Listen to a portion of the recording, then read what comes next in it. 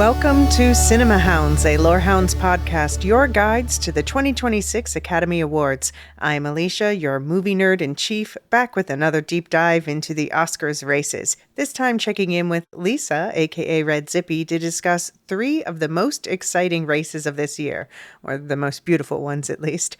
We're going to be talking about production design, costume design, and makeup and hairstyling.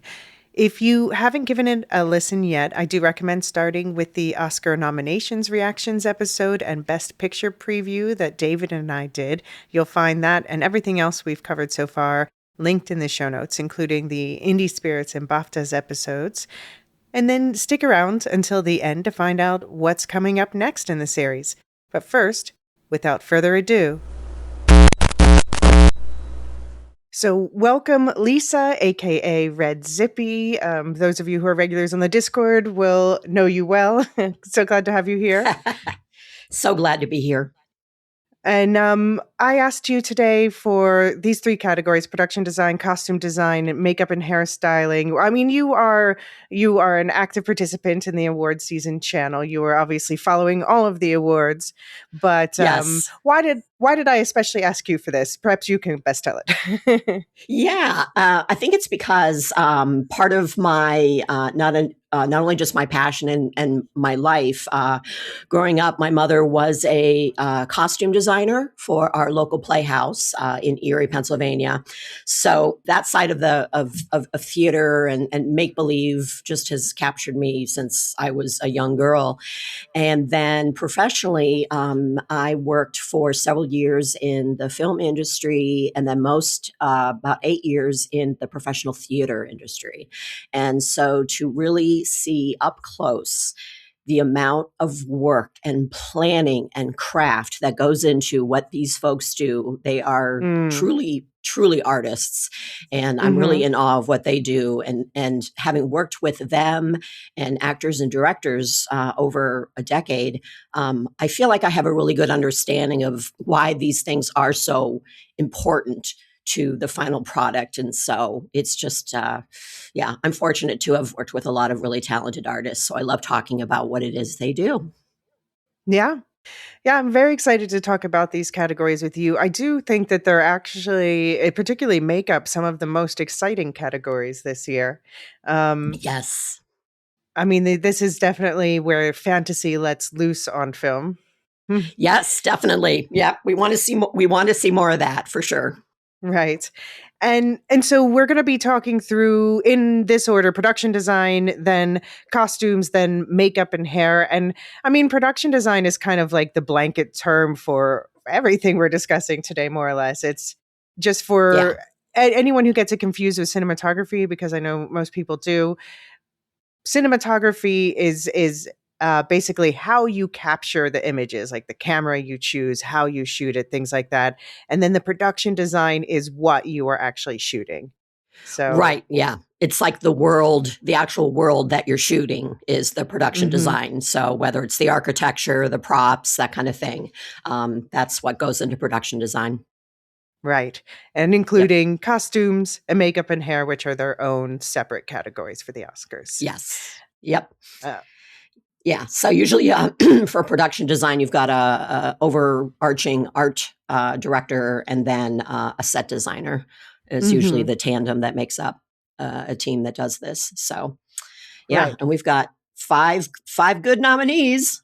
Right. Well, so we're going to, for all of these, we're going to talk about the film premises, and we'll talk about the specifics as they relate to the category we're discussing, but we're going to avoid film spoilers because we'll assume that you've definitely not seen all of these yet. 100%. But yeah, we're going to start with production design. In the category's original name, as you said, they're called the art directors. It was called Best Art Direction, but they changed it to this current name, production design, in 2012 because the art directors branch changed their name to the designers branch. So there you go. And since 1947, as you said, this has been shared with the set decorators. And so the 5 Best Picture nominees, just going to rattle them off, and then we'll talk a bit more, is Frankenstein. We have Tamara Deverell. This is, as the production designer, this is her second nomination after Nightmare Alley. and set decoration from Shane Vio. This is his third nomination, and he won for The Shape of Water. We've got Hamlet. We've got for production design Fiona Crombie. This is her second nomination after The Favourite, and Alice Fenton, a set decorator, also was nominated for The Favourite. So this is her second nom as well. We've got Marty Supreme with production designer Jack Fisk, who's been especially known for his work with Terrence Malick and David Lynch. This is his fourth nomination after There Will Be Blood. The Revenant and Killers of the Flower Moon was the last one in 2023.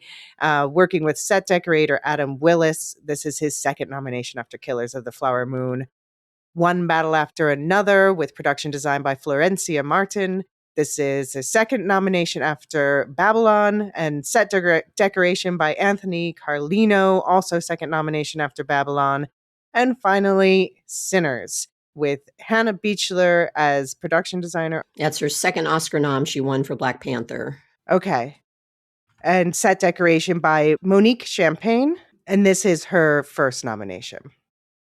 So where do you want to begin with these five?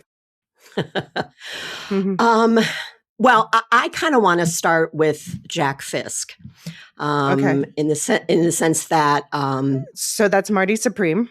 Marty Supreme, yeah. One of the tendencies of, it's early morning here in Ohio, and it's very cold, and you'll hear me humming and hawing quite a bit.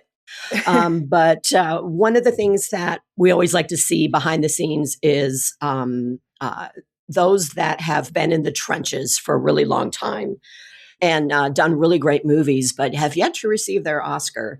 And so sometimes Oscar voters will vote accordingly. However, as we know in these categories, the name of those craft artists aren't on the ballot. So Jack Fisk is someone who's been around, as you noted, from David Lynch to Marty Scorsese. I mean, good Lord. So he's someone that a lot of people do wish he would finally get his first Oscar for.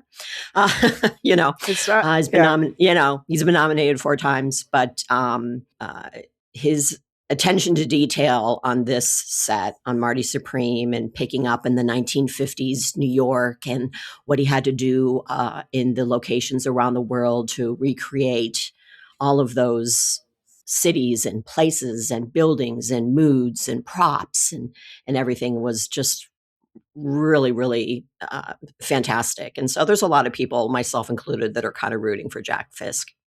Yeah.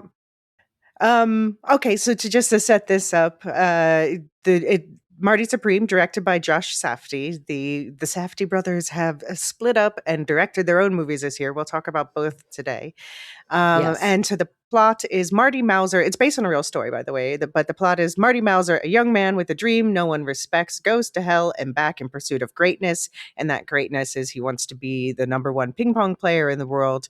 And we did talk about this, David and I, in the Best Picture preview. We'll also mention it again for costumes today. And it will be discussed further in upcoming episodes related to its other nominations in editing, cinematography, directing, original screenplay, casting, and lead actor for Timothée Chalamet, which is, I think, where it's most likely to win. So it got 9 nominations in total.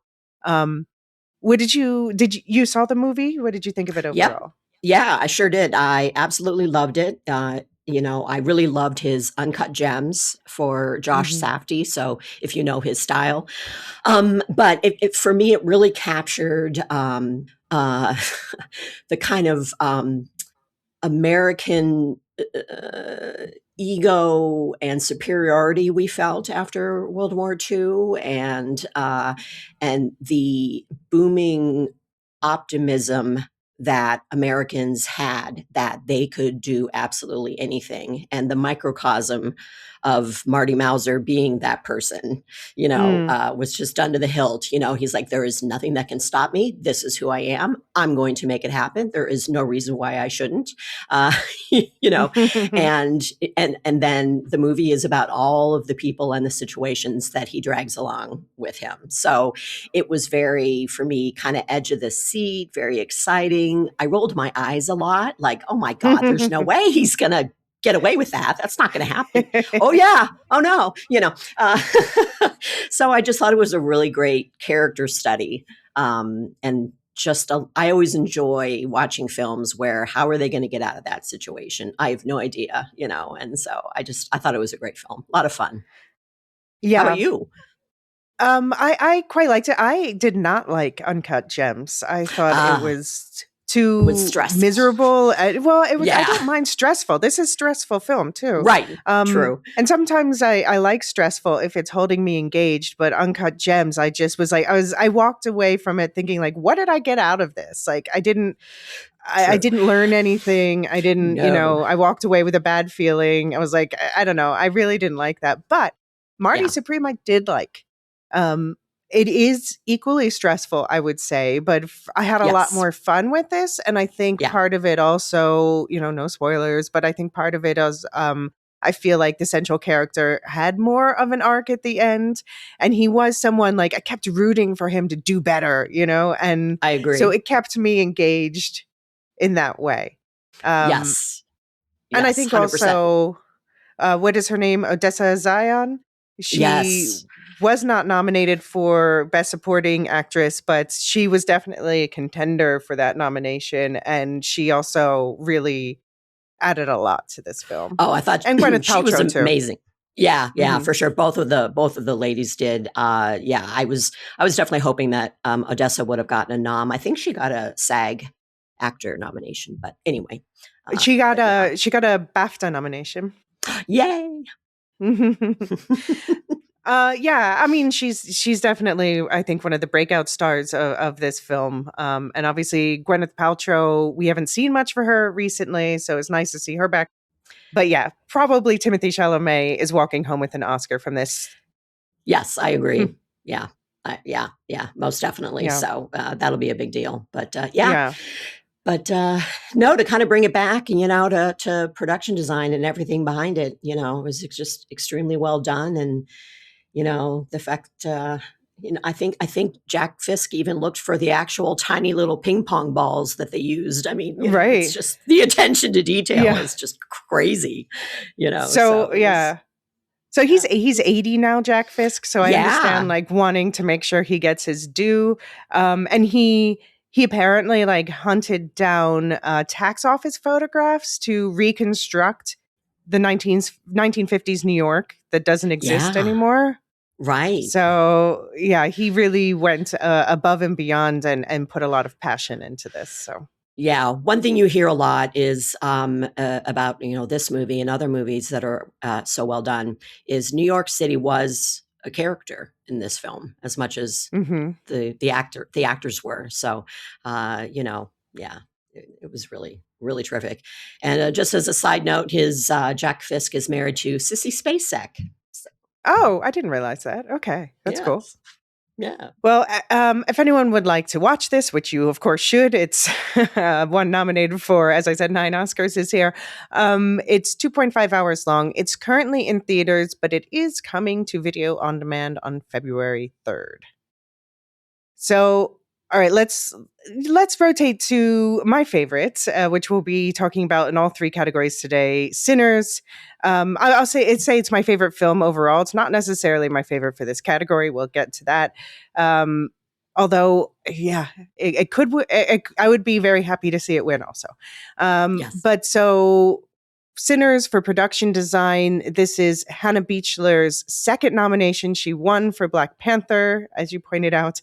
And set decoration was Monique Champagne. This is her first nomination. The film, obviously directed by Ryan Coogler, about trying to leave their troubled lives behind. Twin brothers return to their hometown to start again, only to discover that an even greater evil is waiting to welcome them back. And we did talk about this, David and I, in the Best Picture preview, and we'll talk about it again today in costume and makeup and hair, and also in many episodes to come, including those covering its other nominations, 16 in total. The other ones are cinematography, VFX, film editing, sound, score, original song for I Lied to You by Raphael Sadiq and Ludwig Göransson, original screenplay, director for Ryan Coogler, casting, supporting actor for Delroy Lindo, supporting actress for Wunmi Mosaku, and lead actor for Michael B. Jordan. what are your thoughts on the film Woo! overall and as it pertains to this category? I too feel the same way. It was probably my favorite film of the year. I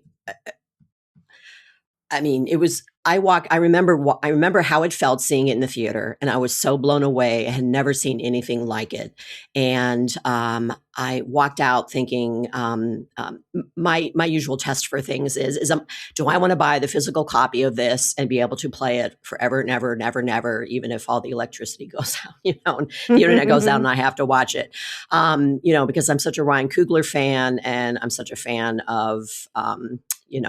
The actor name blanking, who played the twins. But no, I thought it was fantastic. Michael B. Jordan. Yeah. Thank you. Yeah, I thought it was fantastic and so original, the way that he weaved so many different narratives together in such an interesting story. So yeah, I absolutely loved it. It was definitely that. And I think for me, Hamnet were my two favorites for the year, but we're jumping ahead. Okay. So, yeah. Yeah, so Hannah Beachler for this, she again, everyone in this category obviously went above and beyond, but Yeah. she specifically, she of course used archival photos, but then also, she paid a lot of attention to the color, and I think it really, this obviously comes down to the cinematography as well, but everything in this kind of looks like a painting in a way. Ooh, yes. It's just an Yeah, yeah. absolutely gorgeous film. And it's, yeah, I'm not going to say too much about it now because I'm going to be talking about it in every single episode. And there's an entire episode dedicated to this. You can find a link in the show notes dedicated to this film that Jean Anthony and I did. It's one of my favorite episodes we've ever done. So definitely recommend checking that out. If you want to watch the film for yourself, it's streaming on HBO Max and it's 2 hours and 18 minutes long. And it is one of my favorite films of all times now. So woohoo. Yeah. Let's jump quickly though to what I think might be at least one of the most likely winners. And that would be another film that we covered in full. You can find that episode as well. It's Frankenstein. This was production designer Tamara Deverell. This is her second nomination after Nightmare Alley. It was with set decoration from Shane Vio. This is his third nomination, and he after Nightmare Alley, but he also won for The Shape of Water. And so the director is Guillermo del Toro. And the plot is, in case you didn't know, Dr. Victor Frankenstein, a brilliant but egotistical scientist, brings a creature to life in a monstrous experiment that ultimately leads to the undoing of both the creator and his tragic creation. Although I would argue with that last point there. We definitely talked about this in the Best Picture preview, and we're going to talk about it again today in costumes and makeup and hair, and also in the episodes dedicated to its other nominations, cinematography, sound score, adapted screenplay, and supporting actor for Jacob Elordi, 9 in total. But I do think that these three categories we're discussing today is where Frankenstein is most likely to dominate. What are your thoughts on the film and production design? Oh, I completely agree. They're definitely front runners, without a doubt. I really enjoyed this film. I saw it in the theater first, knowing it would be quite a visual spectacle, and really enjoyed it. And it was gorgeous. And then I've rewatched it several times at home. I just watched it again last night in preparation for our talk today, knowing that we would talk quite a bit about it. But one of in terms of production design, what was so fascinating to me was kind of the way that they described how, and we'll talk later in makeup about the creature, where a lot of the sets and the backdrop and the scenery and the locations we see in the film are kind of pieced together. From scouting locations and different inspirations that they got from all over, the UK and so forth. And so it was really amazing the level of craft and technical kudo it took for them to really just imagine the tower where, Frankenstein brings the creature to life, and the manors and the mansions in which they lived. And, it really was remarkable. And what a Yeah. world for the actors to have been able to live in, and just imbued their performance, you could tell. Yeah.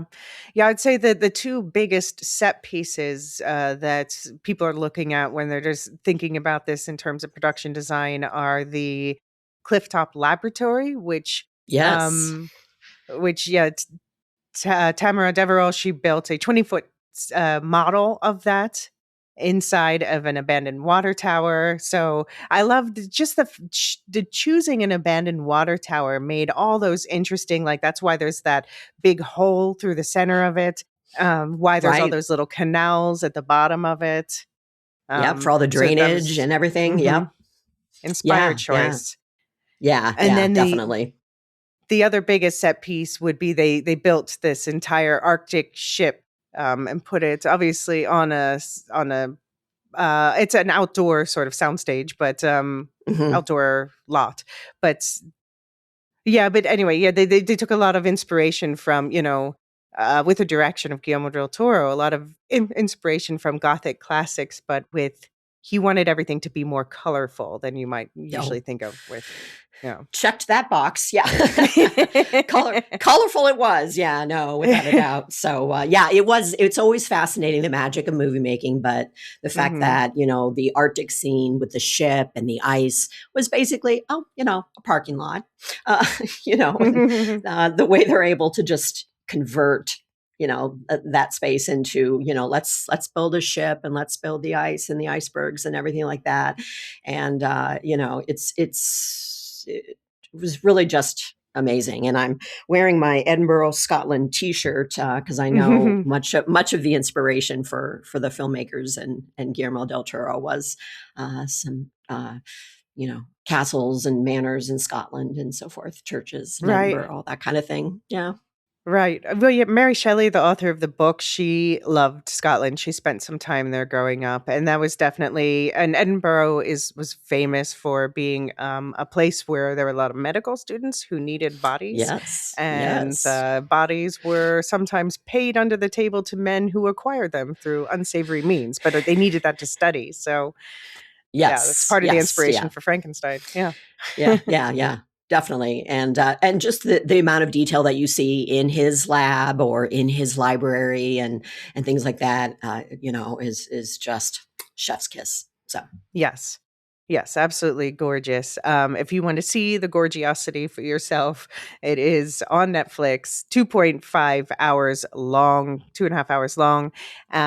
Although it is being re-released in a lot of theaters right now. Netflix has allowed it because of the nominations. So if you want to see it on the big screen, I did also first see it on the big screen. And yeah, yeah, that's the way to do it, honestly. I yeah, we would highly recommend because I know Sinners. I plan on Sinners. I don't care where I have to travel, but it's coming back in IMAX. So Mm. I'll get in the car and go. But yeah, if you can see any of these in the theater, that's always the best place to Yeah. do it. I mean, especially this is one of the like all three of these categories today are visual categories. So Right. they Yep. are. Let's take a quick break here. Be right back.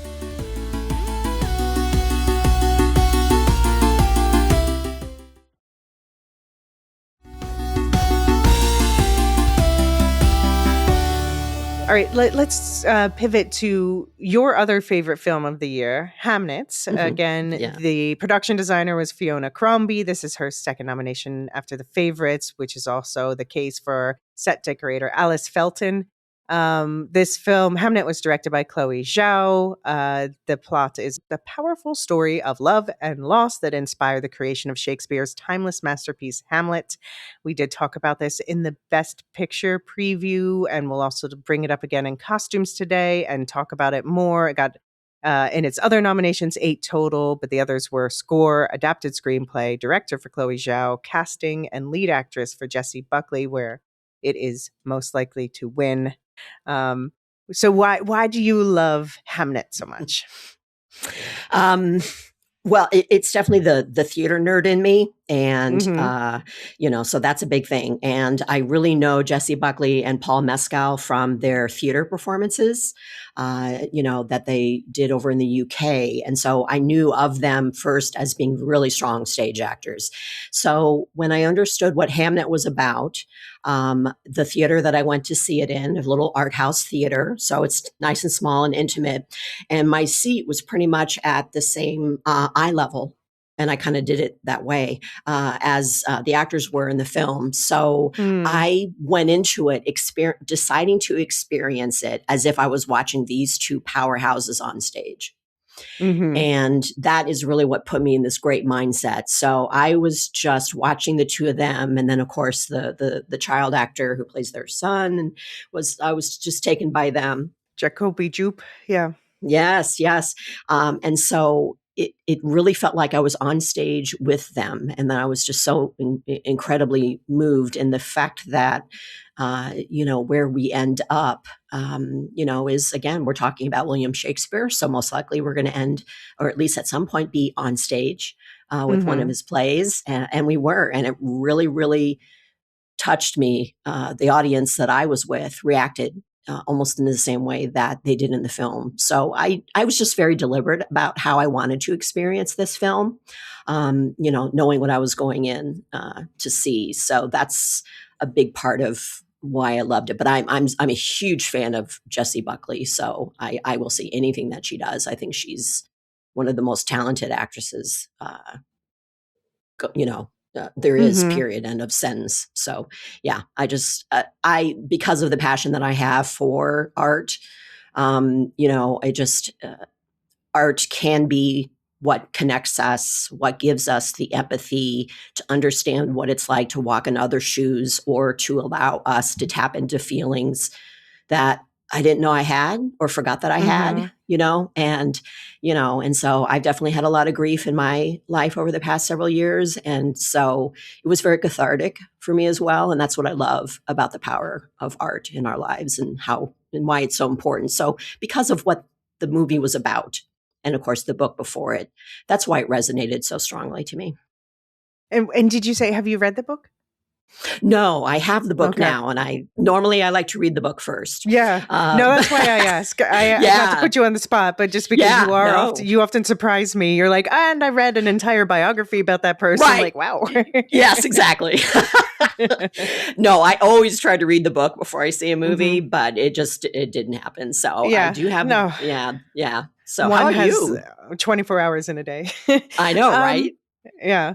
I mean, yeah, I quite like this film. I was nervous going in because I thought of it as like the sad film. But Right. it was, I have to say, the sad thing doesn't even happen until like at least the midpoint, just past the midpoint, I would say. So only the last Right. hour is sad. But then Yep. the ending, I mean, I talked about this more obviously in the Best Picture preview, but the ending just really makes it all come together. Oh, So just, it's, oh, yeah. yeah, yeah. Um, and I'm a William Shakespeare fan, his writings at least, or Mhm. I do have conspiracy theory curious when it comes to Shakespeare and who really read the Ditto. plays, but Yeah, right. Did he no really write all of disrespect. them? Right. Yeah, No exactly. disrespect, but there's some interesting. But I've been to Stratford upon Avon to his house.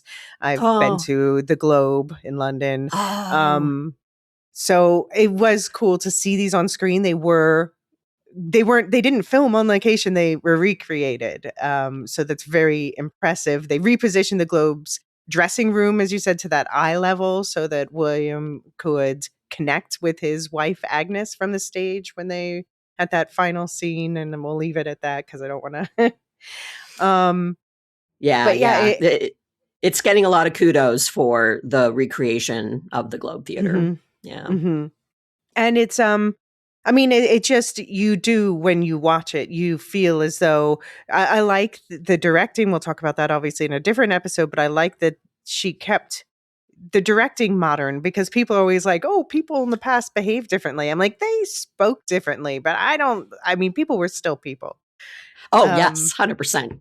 Yeah, that's why Shakespeare resonates even today. You're like, jealousy, Right. yes, lust, Yeah. yes, ambition, yes, But even like yeah, mannerisms and things like that, people got yeah, excited. They weren't just like stiff and, But anyway, right, that's directing. But in terms of yeah, production design, like you have that, they feel like people you might know today, but the setting makes you transports you back to that time. So you really yes, feel as though you have stepped into, the 17th century, or was it 15th century?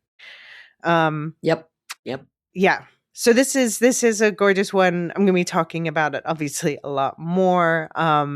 But if you want to watch it yourself, it is in theaters now, but it is also coming to video on demand on February 3rd, and it's 2 hours and 6 minutes long, and you definitely should watch it. Stick Yeah. with it. Just hang in there, and yeah, Yeah, and it's I bring mean, tissue.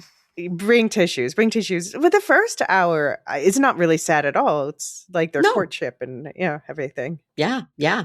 Mhm. Yeah, absolutely. And it's a statement on, the lead character and how she lives, with nature and, and with the world around her. And, we know back then that, that's, oh, she must be, weird and perhaps a little evil. And, but she Mhm. just a great female lead character. I just really fell in love with it. Yeah. Okay, so that brings us to the last for this category, the other most nominated film of the year, One Battle After Another, with production design by Florencia Martin, who this is her second nomination after Babylon. Also the case for set decorator Anthony Carlino.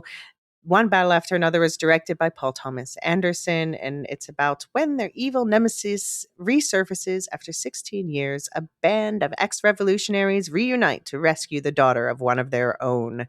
And so, obviously, talks about this in the Best Picture preview, and we'll be talking about this in other episodes for editing, cinematography, sound score, adapted screenplay, director, casting. Supporting actress for Tiana Taylor, supporting actor for both Benicio del Toro and Sean Penn, and lead actor for Leonardo DiCaprio, who was considered a potential frontrunner until Timothy Chalamet ran away with it all. So, what are your feelings Poor about Leo. One Battle? Oh, poor Leo. Well, I will definitely say I'm a huge Paul Thomas Anderson fan. So, I love almost everything that he does. And I thought it was terrific, timely for sure, about kind of imagining the characters and what they're trying to survive was felt very relevant and topical to what we're kind of living through now. But it's I think what I love about Paul Thomas Anderson and his movies, and I probably won't say this very well, but I mean, it was funny. I mean, he's funny, and and so there's always a twinkle in the eye and a little wink and a nod, to the characters, and so I really enjoyed Leo's performance in this, and so. But yeah, I thought it was a great film. I'm not quite there where, oh my God, it was one of the best of the decade. I'm not quite at that level at all. Mm-mm. I would probably choose other Paul Thomas Anderson films if I Yeah. were to be honest. But no, it's a terrific film and it's extremely well done, like all of PTA's films. How about you? Hmm. Um, I am even more lukewarm than you. For me, Hmm. it was a fine film. I'm Hmm. not like I know a lot of people who are really Paul Thomas Anderson devotees. I am not one of those. I think he Right. is one of the great directors of our generation, but I don't necessarily connect with his films to the same degree as a lot of others. Now, there are obviously some that are just masterpieces for all time. For me, this is not really one of them. Hmm. I think it's fine. I think for me, the cinematography is the most interesting part. We'll talk about that in another thing. Um, Hmm.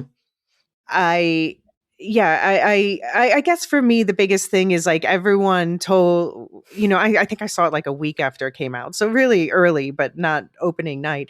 And everyone's like, oh my God, this is the film you need to see about fascism. And then I went in and I watched it. I'm like, well, is it though? Like just having Really? fascists in it doesn't mean that it has something to say about it. So I was Yeah. like, well, like if I want a film that's about why fascism and how to handle it and da da da and what it does, then I'm going to watch like The Long Walk or something. I think that did a much Yes. better job about that. Yes. But for Yes. this, No. Yeah. yeah, I had a fun cast. Yeah. It did. Yeah. No. Absolutely. And it was almost, yeah, the fascism, if you will, in the film was almost like, okay, well, this is the villain in our movie, you know, that we have to overcome, and how do we fight it and combat it. And to your point, there really wasn't a deep dive as to why the villain was there in the first place, and what we Hmm. really need to do to combat said villain, which is Hmm. fascism. But yeah, anyway, I interrupted you. Great performances. You know, Yeah. yeah. No, and as far as production design, I think that I just think that the writing's a bit messy. So anyway, we'll talk. That's another episode. But as far as the production design, I think it is like really, really great production design. I have no issues with it being nominated here. Certainly, I know like that. For instance, Florencia Martin built the 60-foot hand-hewn escape tunnel and other entire structures from scratch. So I know a lot of work was put into this, into creating these worlds. I just think about like in terms of their set, they talk about set decoration, but also in terms of location selection with uh like that warren of rooms that Benicio del Toro leads. Oh yes, yes, yeah, yeah. Leonardo That DiCaprio. whole world, and the world that Benicio del Toro's character lives in, and the shops that they run, and the schools, and the gymnasiums where their community gathers. Yeah, was done to such specificity. Really felt like you were Yeah. there. Yeah. And I know this was one that was in the discussion for makeup as well. Didn't get the nomination, but I think the standout there was, no spoilers, but Sean Penn gets a different look partway through the film. Oh, he does. Yes, he does. Oh my God. Yeah, Sean Penn's looking that. Kudos. Uh, Oof. and obviously my ho hum attitude toward this does not reflect the majority of people, I would say. In fact, David was so activated by this film that he ended up leading coverage of it on 3 episodes. So you'll find those linked in the show notes. And if you want to watch it for yourself, it is also now streaming on HBO Max, 2 hours and 42 minutes long. And so, yeah, those are the 5 nominees: Frankenstein, Hamnet, Marty Supreme, One Battle After Another, and Sinners for production design. Let's hear the final word on your personal preference, and who do you think probably will win? I think Frankenstein will probably win. That's what I would predict. Mm-hmm. My personal preference is probably the same, if not also with Sinners, but I would probably have to say, well, no, because I just was raving about Marty Supreme. So we kind of go back. I would not be unhappy if Marty Supreme won. Mm-hmm. So that would kind of be a personal preference for me. I'd be pretty thrilled. Yeah. How about you? Hmm. Yeah, I agree. I think it's between Frankenstein and Sinners to win. Hmm. Um, and I would be very happy with either of them. I wouldn't be mad at any of these winning. I personally would put One Battle last, just because Yeah. you've convinced me that Jack Fisk deserves this also as career recognition, and Marty Supreme is just fantastic, capturing 1950s, not only New York but also Japan, we should say, as well. Yes. um Right. so it's a very strong category. Obviously, all 5 are Best Picture nominees. I have to say, it's the exact same 5 nominees for production design for the BAFTAs. So that's the British Mm, Academy Awards, for anyone who doesn't know. yeah. Um, so it's the exact same 5 nominees. So clearly, Ooh. there's something Yeah, there. those are the 5 leads for this Yeah. category for sure. Yep. The rest of the there's no short list for this for the Oscars, but the BAFTAs do have a long list, and the rest of the long list was Ballad of a Small Player. I have not yet seen that one. I'm going to watch it before I No. do my BAFTAs episode. The others I have seen: The Fantastic Four: First Steps, which I mean would have been worthy. We do love Kazra Farahani on this network. He did also the Loki production design. Mickey 17, an under-recognized film this year from Bong Joon-ho. Superman, obviously we love it. We have an episode about it. Tron Ares, I finally watched recently, and I think Did people are you? too I think people are too hard on that film. Okay. You obviously are with the people. I mean, the writing is not good, but Yeah. the production design, the VFX, the music, that is all spectacular. Yeah. I'll put it on probably like for a second screen experience, but yeah, I'm not really big fan of that. Okay. Yeah. Fair. But okay, so the last on the BAFTA long list, we have to discuss this one, Wicked for Good. 10 nominations Yes. last year, ruled these categories last year. This year, totally blanked. What are your feelings about that? I mean, obviously, Uh, the first movie was the one that was nominated last year. This is the second. yes. Yeah, exactly. I mean, you can take it, depends on how you look at it, because if you look at the Guild nominations, which we do because the Oscars are voted on by category by that specific branch. So the fact that the Guild still recognized Wicked for Good in all the categories we're talking about today, so costume and makeup and production design. And as a matter of fact, I think the John Chu is getting some sort of very special career achievement from the Art Directors Guild later, I think in February or something, for the work that he and his team did for Wicked. So the Guild love is still there, but when it was, and I think they were on BAFTA, or shortlisted or whatever. So they were on the cusp for sure. It's not like they were completely ignored or counted out. But I think for the branch of the Academy, they're like, yeah, we gave those to you last year. Kudos. We loved your work. Didn't see anything new this year. You basically took a film and spliced it in half. And, and so there just wasn't an innovation from one film to the other or a major difference from last year's film to this year's film. It was essentially one film, and then they just cut it in half. So I think that there was enough, innovation and new work that the branch decided to nominate. And I think it was probably pretty close, but yeah, the guilds are going to give them their love, but the Oscars are like, yeah, great. What's next? You have your Oscars. Thank you very much. Yeah. Yeah. I mean, I heard we'll talk about makeup obviously more as the last category, but makeup has a little more rigorous process in the way to nomination, including a bake-off where the shortlisted contenders give presentations.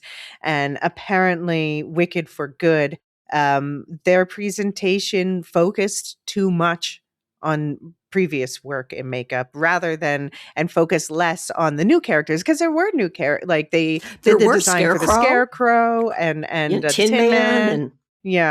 and so I think they just, and maybe this is also something that the Academy is learning now, because we saw also with Dune Part 2. I would say Dune Part 2 for me blows Part 1 out of the water, and I was very upset. If you've heard coverage last year, I was very upset it wasn't recognized more, but there 100%. seems to be a sequel fatigue with the Academy. Yes. Yeah. And as you say, I think they're learning now that if you want awards recognition for the second film, you really need to emphasize what's new. Exactly. Yeah. And I think that's what didn't happen for Wicked for Good. Yeah, you said it perfectly. I share your anxiety about Dune, because I definitely felt like, I know Dune got a lot of below the line wins and so forth, but I'm really scared about, we'll wait till the third movie comes out and then we'll give, Villeneuve his kudo. And I'm like, that makes me nervous. Yeah, because that's what people said with Wicked for Good with acting. Again, different category, exactly. but but nothing. Yeah. it got blanked. Got nothing. There just wasn't any sort of step forward on anything that they did. Yeah. So in production design, we can talk about in all three categories together, which again, I'll make up production design more or less. But what do you think were the other big misses for you this year that didn't get nominations? For production design, that's a good question. I mean, I mentioned Hedda already. Oh my God, yeah. Well, Hedda will be right there with the costumes for sure. That was more of a, maybe not so much Hedda for production design, but the house and yeah. Yeah.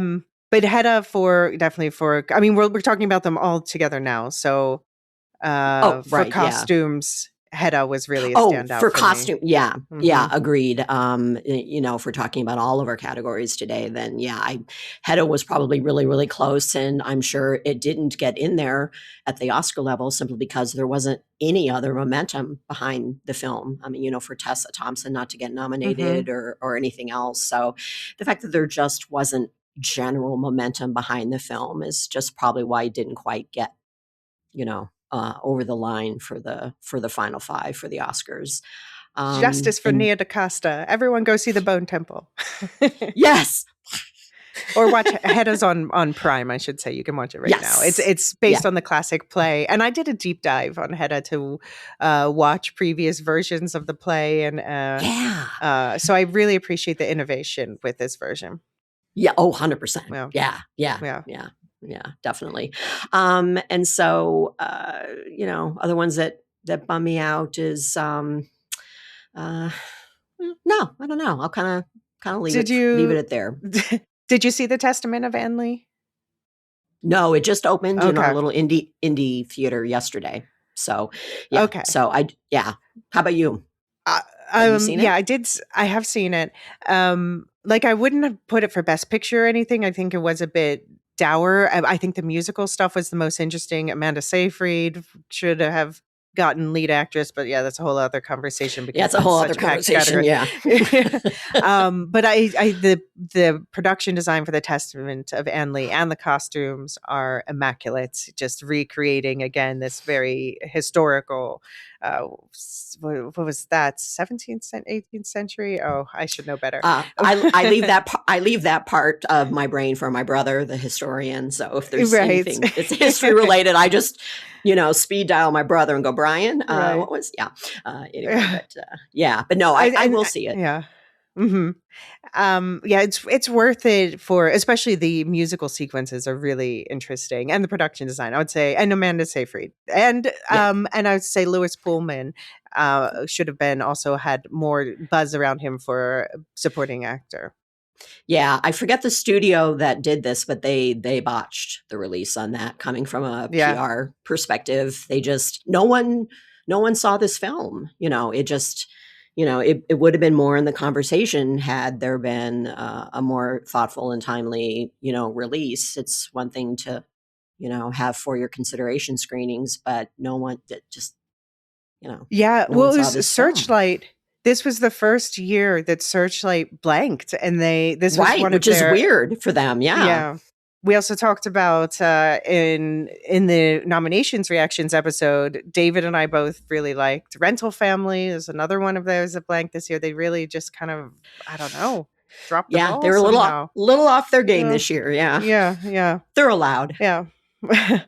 And the last one I'll bring up, I have not yet seen this one because since it didn't get any nominations, I'm doing a whole watch project around it.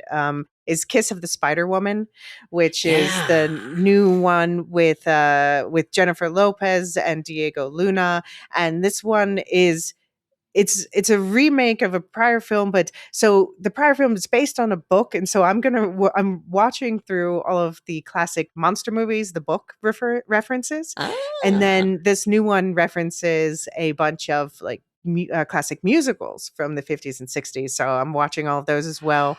So nice. Just going to get full appreciation of Kiss of the Spider Woman by the time that I see it. But obviously, having seen the stills and the trailer and everything, production design and costumes are just absolutely spectacular for that. So yeah, I didn't look too closely. They're in my notes somewhere. I don't know if Kiss of the Spider Woman got any guild kudos, but yeah, so yeah, it's another one that just fell through the cracks. Yeah. it It was did. a Yeah. competitive year. I will say there's two others I would bring up in this category if Makeup hadn't caught them in its net, and that's Kokuho and The Ugly Stepsister. So we'll talk about those there. But it was big year, You're right. It beautiful was a year. very beautiful year, very competitive year, great year for film. So you're right. In less Yeah, competitive years, they absolutely would have been there. The misses we're talking right. about. All right. Well, this is this was a nice long talk about the first category, but of course, we're setting up all these films. So we will take a quick break here. And when we get back, we will dive into costume design with one new entry that you've done extra research into. So we appreciate it better. Be right back.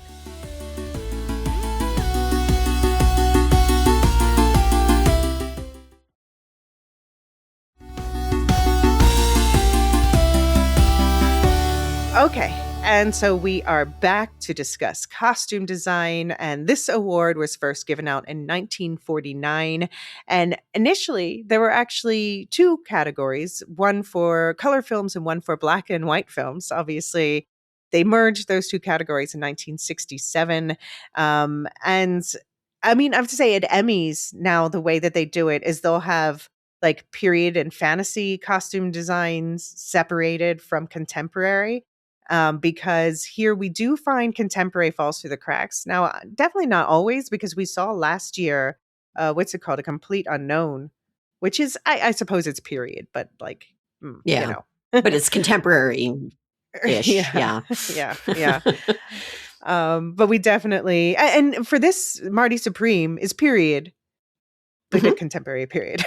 Right. But here, the 5 nominations are Avatar Fire and Ash with Deborah Lynn Scott as costume designer. This is one of the 2 veterans in this category. This is her second nomination, and she also won for Titanic, so it's been a while. Frankenstein costume designer Kate Hawley, Hamnet costume designer Malgosia Terzanska, and Marty Supreme costume designer Miyako Bellizzi, and it's the first nomination for all 3 of those. And finally, of course, Sinners costume designer Ruth E. Carter. This is her 5th Oscar nomination. She won twice for both Black Panther movies, and we just talked about those 4. So let's dive into the new one here, Avatar Fire and Ash, directed by James Cameron, obviously the third in this series. The plot is in the wake of the devastating war against the RDA and the loss of their eldest son. Sorry, spoilers for the previous movies. Jake Sully and Neytiri face a new threat on Pandora, the Ash people, a violent and power-hungry Na'vi tribe led by the ruthless Varang. Jake's family must fight for their survival and the future of Pandora in a conflict that pushes them to their emotional and physical limits. And we will also talk about this one when we talk about its other nomination, VFX. But yeah, this is the one where like when nominations came out, this probably got the most "what the fuck" reaction from Yeah. people. But 100%. do you Yeah. want to? Have you seen this yet? Okay, I like you, not an Avatar person. I Although loved the I'm first 2 movies. I'll say I love the first 2. oh, good. Okay, yeah, Mm. I did see the first one, and yeah, uh, it was it was fine. But I've watched the second movie, but I have not seen the third movie that's being nominated Okay. in the theaters. So for me, it's more I'm a real snob when it comes to scripts and writings. So they're not. James Cameron is not my favorite writer. Let's just put it that way. I want him to direct, and I want him to, break, Let other people write. break the Yeah. walls and let other people write is the way I want to go. So I just, as a story, it doesn't interest me, but I have a great appreciation for what it is that he is doing. So, yeah, and I think just to kind of jump in, one of the things that Mhm. again, he's gotten it with visual effects and so forth, but the whole performance capture And we talk about this, especially in Lorehounds lore, how many of us wanted to see, of course, my mind is going blank, who played in the Lord of the Rings movie, the Gollum, the actor who played, the Andy motion Serkis? capture. Thank you. Should definitely, his performance, his acting, that should be a category, someday maybe for the Oscars in 20 Mm. years. But James Cameron is someone who's just way ahead of the curve, and performance capture is how these films are. To really understand that these are not animated or CGI films, that they are But performed. But yeah, but performance capture, if you don't have animators working on it to make it actually exactly, look natural, they do a lot of work. People don't realize how much work they yeah. do to make it actually look real. So they are also animated, yeah, I would say. Yes. Yeah. So I think it's just because of the technology. And I felt that way about costumes. I'm like, Mhm. well, wait, you just go to the visual effects people and they're like, hi, this is a dress and this is a headset and this is an outfit and Mhm. what costume design? But Mhm. sh- her shop actually built all of those costumes. And so, we're talking like, I'm going through my notes right here. There were 2,000 costume items that were made, Wow. 1,200 individual items for just one of the clans. There was, in terms of the glass and the wood and the stones and the shells and everything that you see on the different tribes, we're talking like literally a million pieces. So she actually and her team build, design, weave, make all of these physical costumes to the tiniest detail. It's almost like, couture for all of these things, so that twofold: one, the actors understand what they're looking like and how they can move in them, and also, it's for those VFX artists. It's one thing if they're like, yeah, here's a two-dimensional drawing of a costume or a headdress, and it's up to their imagination. But when you have the actual physical costume and the colors and the iridescence of the feathers of the headdress and how the material feels and the weaving, is it a really rough rope or is it really thin silk? Is it soft? They also do testing on the costumes in terms of movement. How does it perform in water? What is it like when it's really windy? So when they're flying or, near heat, how does Mhm. that affect what's happening? So all of it is definitely in service of the VFX, but the fact that Mhm. she made all of these things, that technically we could walk into a warehouse and there would be literally tens and tens of thousands of these costumes that exist. I think was underappreciated until now. And I think Mm. James Cameron and his crew and Weta are really just, again, this is me putting the public relations hat on, which I used to do, but they are really campaigning for her specifically in the costume design. She's definitely gotten a lot of guild nominations, but she's actually getting a career achievement guild Mhm. nomination next month. And so they're definitely someone that they've chosen to elevate and to demonstrate that this is next step. This is how we as costume designers, yes, everything is becoming AI and computer generated and everything like that. But as costume designers, this is how our art form can move forward with the way they are making films. So I think what she has done and the campaign behind her and how much more she is out there. She was a little more top of mind for this particular branch. And Yeah. I'm glad that I took a deep dive. I really appreciate what she's done much more. Yeah. Right. I mean, yeah, I think, as you say, that there is a certain level of career achievement recognition going on.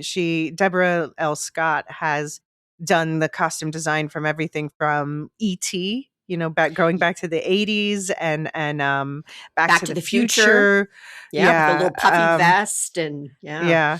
Heat, Yeah. which is a film we've talked about in 11Z's. Minority Report. So we're talking about, something that's gritty crime thriller versus a futuristic crime for thriller, fine. But Yeah. but the Transformers, not a good movie, but you can't fault the costume design. Yeah. Um, Yeah. yeah, like the Amazing Spider-Man 2, she's done, just been all over the place. Yeah. And so Yeah. I completely understand the respect for her and the fact that she's done all of this and yet she's only been nominated twice and she did win for Titanic. So that's great. Right. Yeah. Um, but I see Yeah. why But you're people right. are like, yeah, let's give her due. Yeah. Let's give her due for sure. And, yeah, I'm like, I just saw, of course, Deep Dive, watched an interview of her, and so many of her costume choices are like in the, American Film Institute and the Smithsonian, Marty's puffer vest, and like we were talking about, and E.T. and the red hoodie and everything. I mean, she really is, the top of just the top of her game and forefront. And just again, the Yeah. fact that she's thinking, hey guys, we need to get with the times, and this is how we can get with Mm-hmm. the times.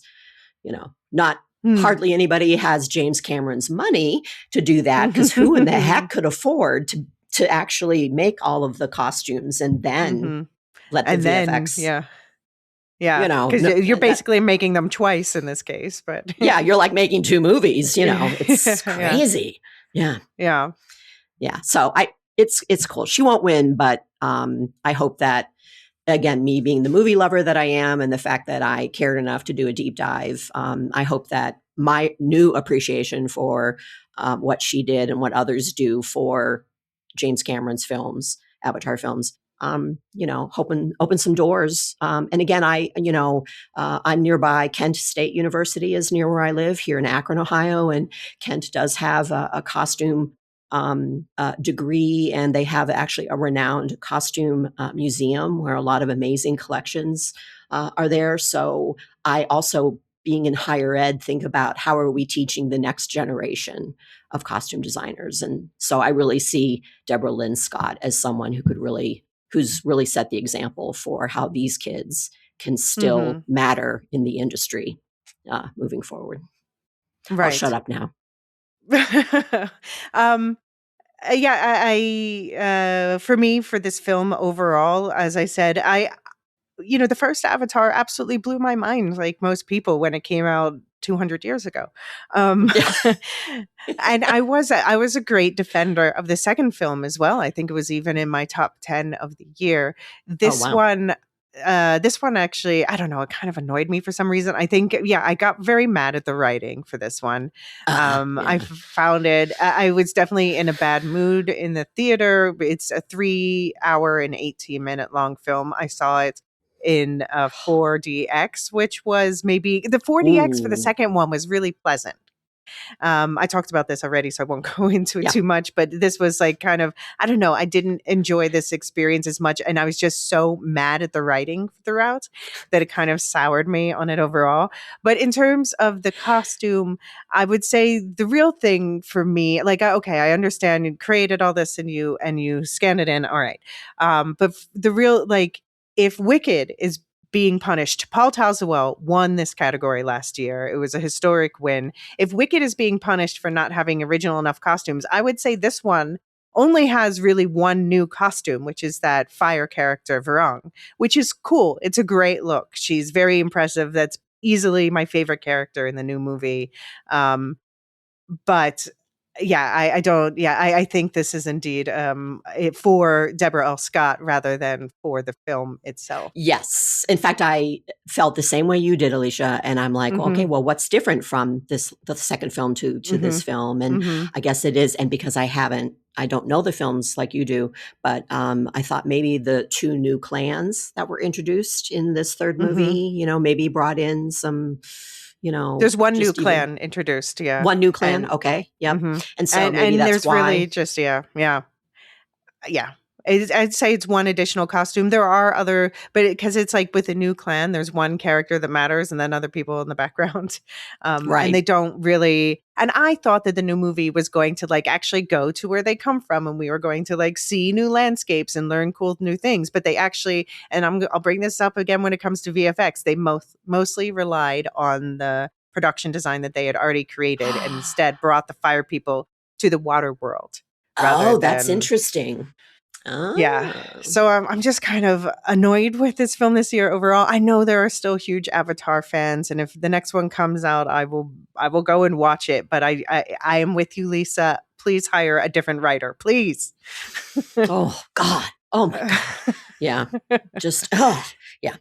Yeah. You and But I have okay. the similar yeah, they can't see our faces, but we're just having the same visceral reactions of, oh dear Yeah. God, please. It's like right up there with, God forbid, but George Lucas should also not write his own films. So, he needs Yeah. other for Um let's the I think he should the be a prequel consultant. trilogy. Yes, Yeah. I think consultant he is should be a great. yeah. Mm-hmm. Yeah, Mm-hmm. but George Lucas did not need to write or The direct dialogue. Yeah. the dialogue for the prequel, but that's a totally another tangent, and we're here to talk about Oscar nominations. So let's continue.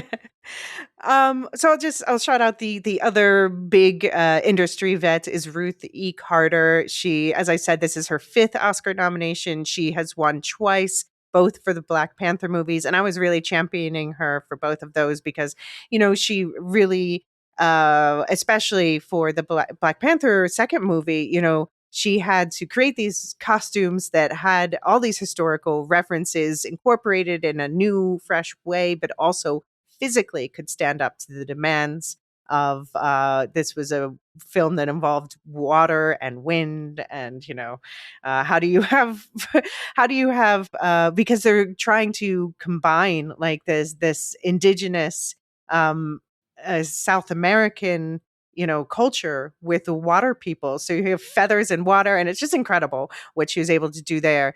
For this one, again, Ryan Coogler picked her up, obviously, through working on the Black Panther movies and clearly brought her into here. She had actually started to design these costumes for an iteration of Blade that never went through. So conveniently. Um, That worked out. yeah. So I think the costumes are great. I really recognize it. My pick to win, though, and I think the likely winner, though, is first-time nominee Kate Hawley for Frankenstein. I did go into my feelings about the costumes for Frankenstein in depth in our Frankenstein episode, but just to shout out some highlights for me is we have that bohemian look for Victor. I thought really worked. The beetle-like looks for Elizabeth were just stunning. Everything Mia Goth wore also like this. Mm. If you want to know why I think it should win, just look at a still of Claire, the mother, in that red dress on the steps. Like, Oh my God. Yeah. yeah. Yeah. So That's yeah. classic. Yeah. So this one is nominated in all 3 categories today. But do you have anything you want to add about the costumes Oh, for either Sinners or Frankenstein? Uh, Frankenstein for sure. I mean, to Mm-hmm. understand again, deep dive, to understand that for one of Mia Gotha's characters, the dress, they kind of were inspired by an X-ray. And so Mm-hmm. if you look really closely, they actually, they design and made their own prints for these dresses. And you can kind of see that her blue dress is kind of like an X-ray. And then there's a couple of green dresses that she wears. And one of them is basically what they took living cells, putting under a microscope. Right. And, and that's where the print pattern comes from. I mean, just that amazing attention to detail. They were just exquisite. And I also learned that the team, they teamed up with Tiffany, Mm-hmm. the jewelry maker, and the fact that they could use and were inspired by Tiffany jewels.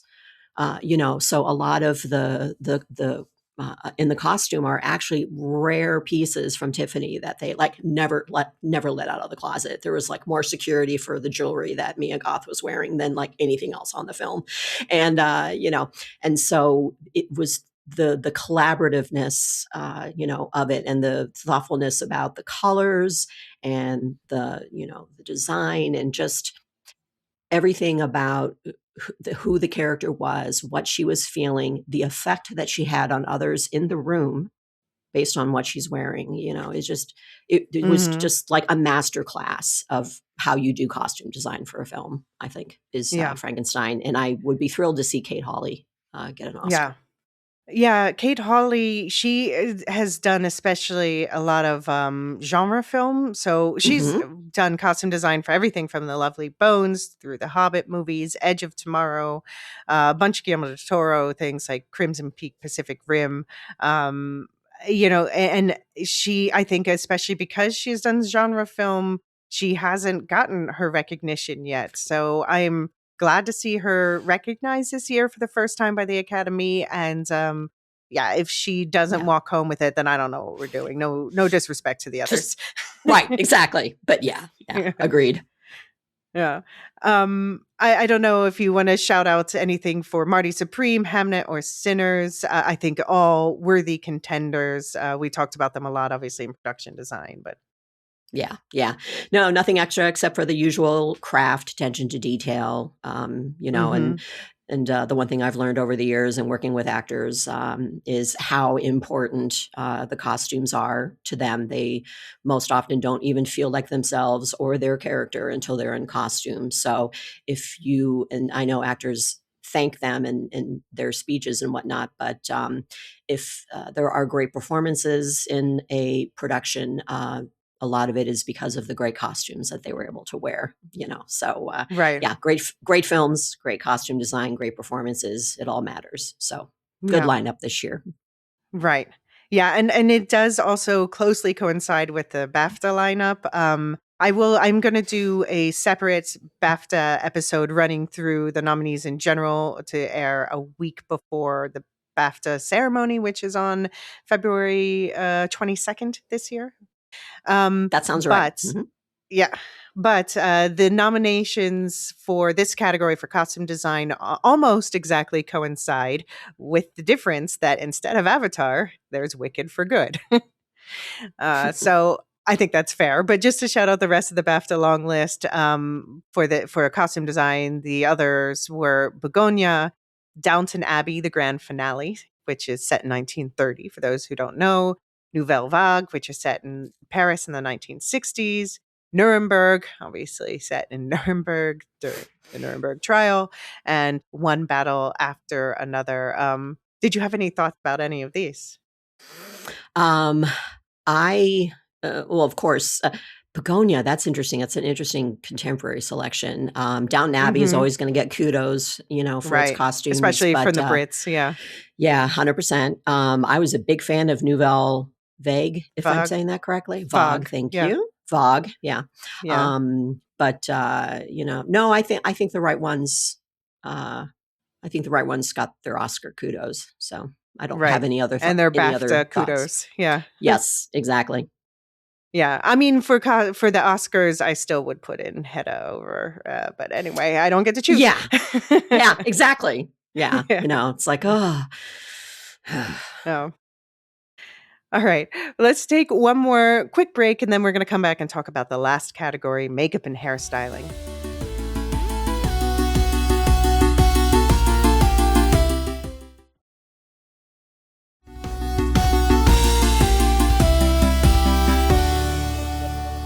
Okay.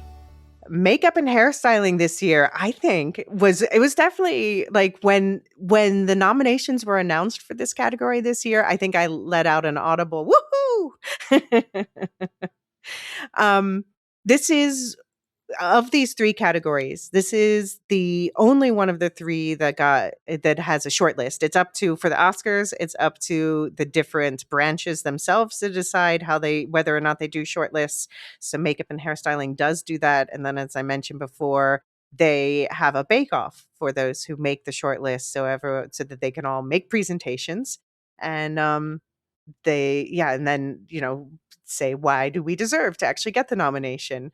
Do you have anything you want to add about that process? Well, I wish that they would film the bake-offs so that we could all see the Yes, bake-offs. I know. Oh my God. I just totally, I think you were having a conversation, one of your other pod episodes, I'm like, let me see those demos.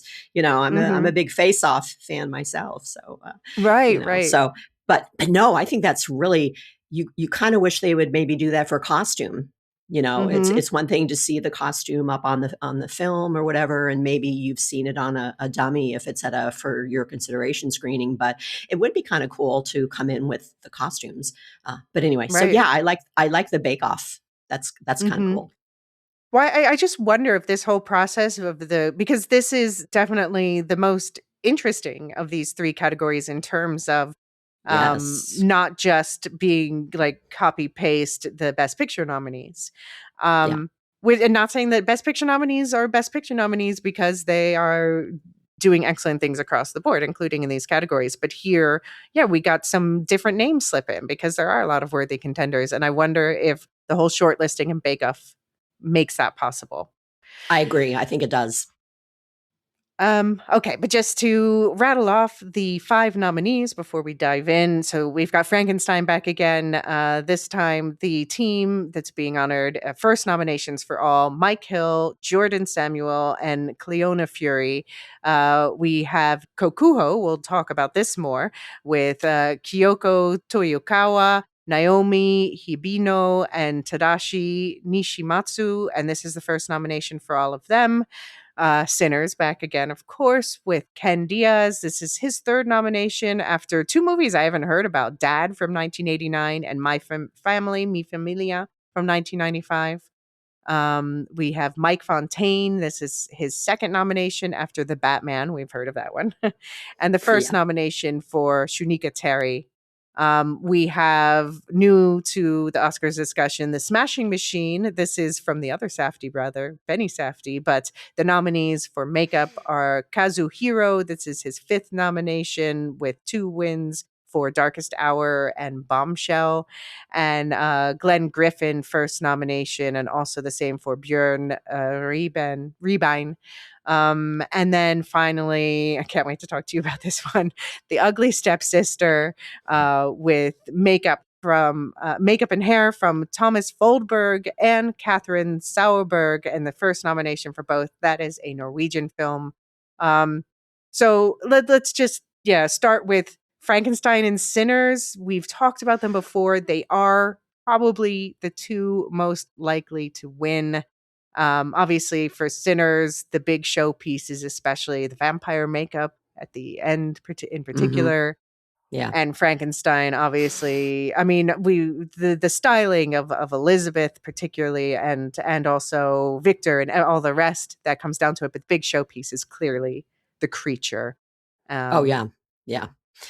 Yeah, you probably can't go on TikTok or Instagram Reels without getting some sort of, reel about seeing Jacob Elordi sitting in the chair for 10 hours as his, mhm, makeup team, puts everything together. So, it really was really quite extraordinary. So rightfully so, he's getting a lot. And I try to pay a lot more attention to the creature's makeup as I was watching the film again. And, it's wow.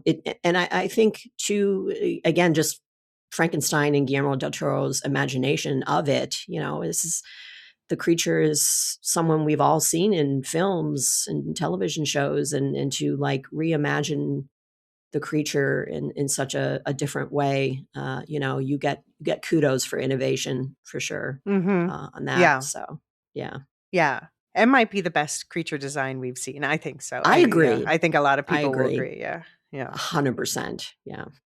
yeah. Yeah. But to dive into the 3 films we haven't discussed, I'm going to talk about first my least favorite of the 3, and I have to say it's now become my least favorite film of the year. I'm Oh, sorry. I know if Well, it yeah, I it's think you know. All this right, just to set it's it up, this just to set up. yeah, go ahead, set um, it up. yeah, so the Smashing Machine, again, and it's not about the makeup. The makeup is very realistically blends in, but so again, the team is Kazuhiro, Glenn Griffin, and Björn Rabine, and Kazuhiro is especially the veteran of this team. This was directed again by Benny Safdie, the other Safdie brother. The plot is in the late 1990s, up and coming mixed martial artist Mark Kerr aspires to become the greatest fighter in the world. However, he must also battle his opioid Opioid. opioid dependence and a volatile relationship with his girlfriend Dawn. And this is the sole nomination for this film. It is nominated especially for reshaping The Rock's face and I guess like the bruising and stuff from fighting. It's based on a real story. Yeah, what are your feelings about The Smashing Machine? I never would watch it unless it was nominated, and so Mm-hmm. hashtag death racing. But Mm-hmm. Elysia, I have to be honest with you, I could not finish the film. It was so bad No. for me.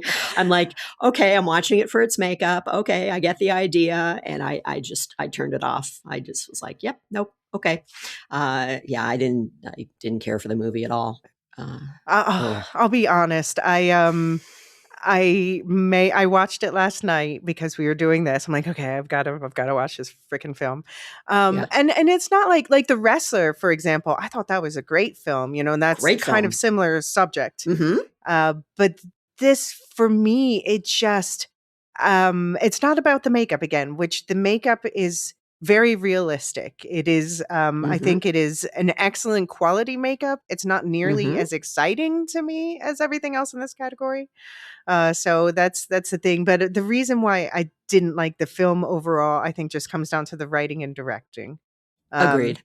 Emily Blunt is blameless. She gave it her all with a really lackluster script that just did not interest me at all. And I'll be honest, I started working on these notes while I was watching it. So I had it on one monitor and was working on these notes and the monitor next to it. I was paying attention. I knew what happened, but it was like, yeah, Did he's expositing again, he's expositing again, and we're back to punching and they're fighting. And those are the three things that happen over and over.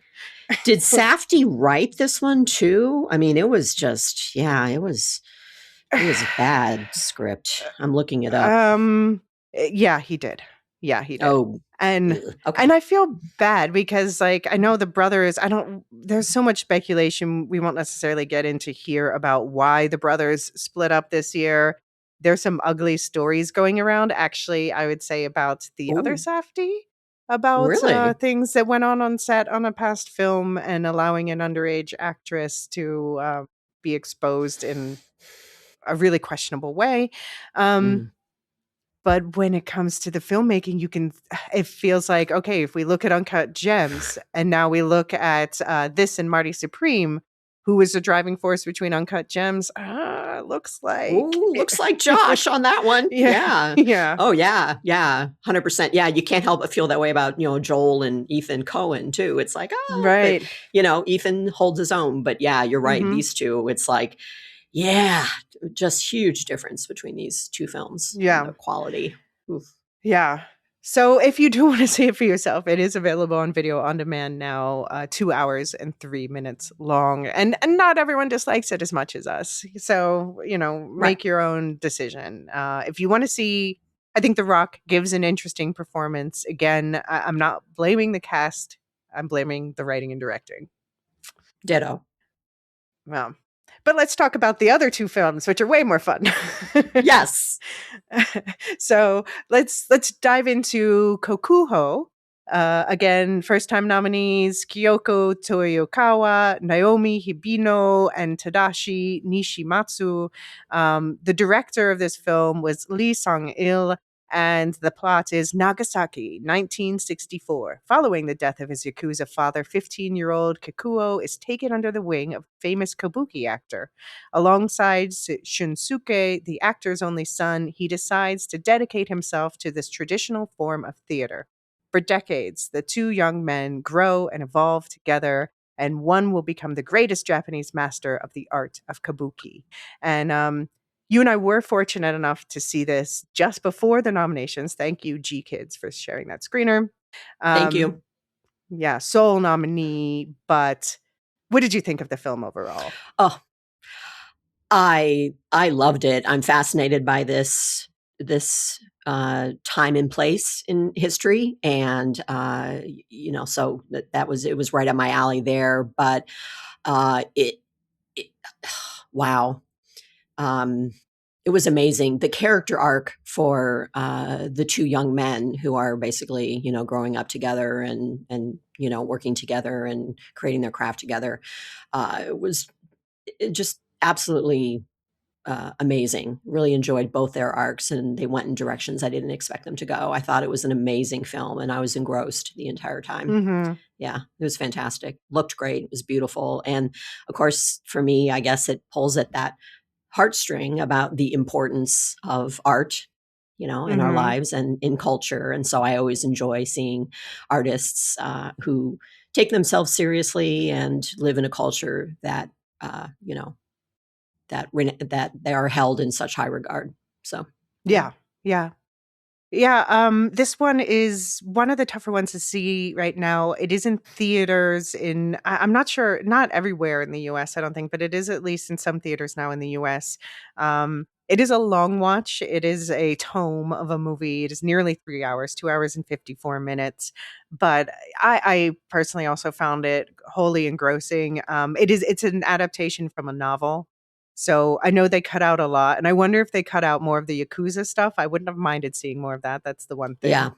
Yeah. Um, and it's because but they're covering like this entire life of it's not just about Kikuyo, but also about his, he's taken in by Ken Watanabe, plays a kabuki master who takes him in and kind of raises him and trains him alongside his own son. So it ends up being about the rivalry between these two boys Yes. over many years. Yes. So it's an epic tale for sure. And Yeah. just it's been out in Japan for a while now. It is now the highest grossing live action film in Japan ever, with 125 million in Japan alone, on a budget of 8 million. So, Wow. and I think about we have Abby is a big member of our community. She also is my co-host in the Will Shift Dust Book Club, and she saw it in Japan. That's where she lives. And afterwards, she was saying, it was like she smelled the makeup and the old Oh. kimonos, and yeah, absolutely, Oh, it just that's great. really like I mean, it should have, in another world, it would have been in greater consideration for production design and costumes as well, at least. Yeah, And darn that creature in Frankenstein. So that's not the one I would yeah. boot. No, not at all. Yeah. But yeah. Yeah. Oh, yeah, clearly. But no, Mhm. it's oh my gosh. And it amazes me that they had to do their own makeup as well. I mean, Mhm. just that alone is an art form, and the movement is an art form, and the kimono and the Mhm. costume is an art form. And uh, for, oh, yeah, I just, Yeah.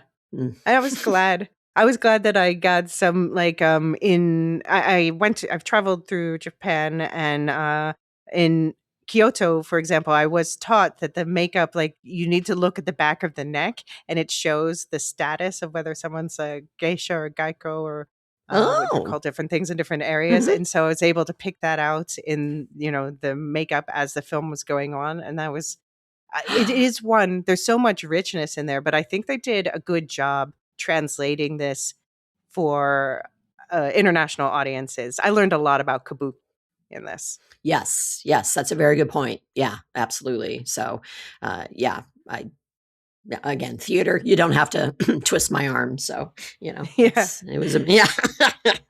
Yeah. So that was really cool. Loved it.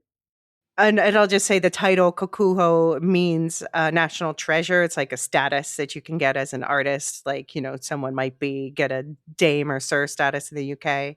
Hmm. Um, And yeah, this film is clearly a kokuho of Japan now.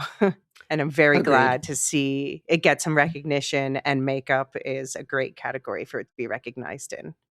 Yes, 100%. Okay, that brings us to our last nominee in here. Last nominee we'll discuss today. I horror is in the house. We've got The Ugly Stepsister. This is a Norwegian film. First time nominees for Thomas Foldberg and Anna Catherine Sauerberg.